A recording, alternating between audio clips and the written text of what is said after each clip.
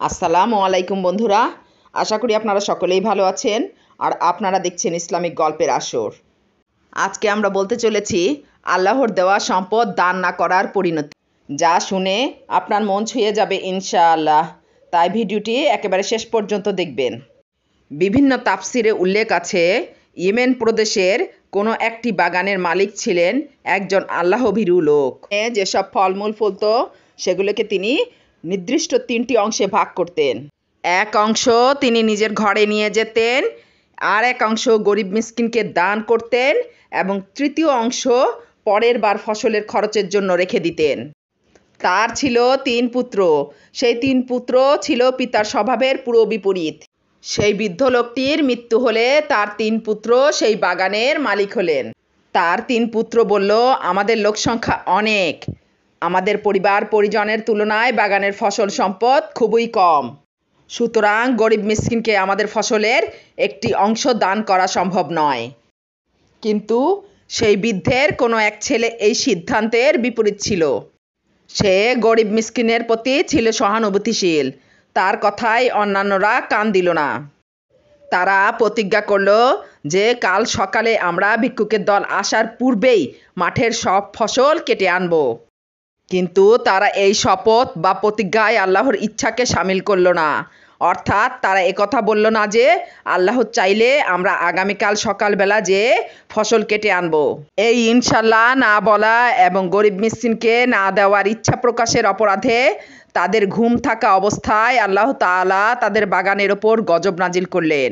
ফলে প্রচণ্ড মরুঝড় বায়ু বাগানের ওপর দিয়ে প্রবাহিত হয়ে বাগানের ফসলকে মথিত করে সম্পূর্ণরূপে বিনাশ ও ধ্বংস করে ফেলল।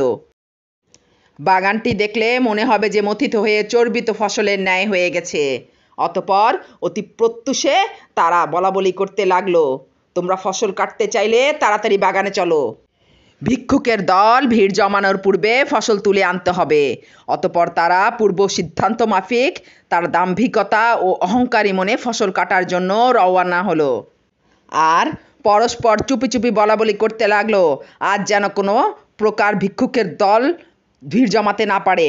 তারা আসার পূর্বেই ফসল তোলার কাজ শেষ করতে হবে। ভিক্ষুক ও গরিবদের তাড়িয়ে দেওয়ার মনোভাব নিয়ে তারা মাঠে পৌঁছালো। বাগানের বিনাশ ও ধ্বংসযজ্ঞ অবলোকন করে তারা বলল, আমরা পথ ভুলে হয়তো অন্য কোনো বাগানে এসেছি। আমাদের বাগান তো এটা নয়। আমাদের বাগান কত সুন্দর, সুজলা সুফলা শস্যে ভরা। আমরা পথ হারিয়ে ফেলেছি। কিন্তু বাগানের চতুর্দিকের সীমানা ও আলামত দেখে তারা চেতনা ফিরে পেল। তাদের নিজেদের গর্ব ও অহংকার এবং আল্লাহর সাথে নাফরমানি করার কথা মনে হলো। আর বলল, আমাদের ওপর আল্লাহর লানত এসেছে, আমাদেরকে ফসল হতে বঞ্চিত করা হয়েছে। অতঃপর যে ছেলেটির স্বভাব চরিত্র উত্তম ছিল, ভিক্ষুকদের প্রতি সংবেদনশীল ছিল, সে বলল, আমি কি ইতিপূর্বে তোমাদেরকে আল্লাহর সাথে নাফরমানি না করার জন্য বলেছিলাম না? এটা আল্লাহর সাথে নাফরমানি করা, ভিক্ষুকগণকে বঞ্চিত করার ইচ্ছা এবং অহংকারের পরিণতি ছাড়া আর কিছুই নয়। এখনো সময় আছে, গুনাহ হতে তওবা করো, আল্লাহর মহিমা ঘোষণা করো। এখনো সময় আছে, এখনো কেন করছো না?